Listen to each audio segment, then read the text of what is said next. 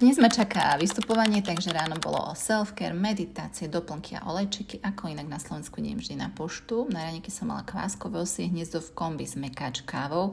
To je asi všetko, čo mekáči milujem. Išla som na voňavé inšpirácie, čo podujete o prírodných riešeniach a esenciálnych olejov. Prišli aj dievčatá z Esetere destilérie v Bulharsku a ja som povoňala za všetky druhy kadidla. Dievčatá priamo spolupracujú s farmármi, ktorí pestujú rastlinky pre esenciálne oleje. Hľadisko bolo naozaj plné. Prednášala som aj ja. Niekedy sa fakt divím, že ma to baví, hoci stres je tam vždy. Na týchto akciách sa vždy vidím s mojimi klientmi, kolegyňami a úplne ma to vždy tak nabije dobrou energiou. Ja som naozaj ten typ, čo žije z rozhovorov s ľuďmi.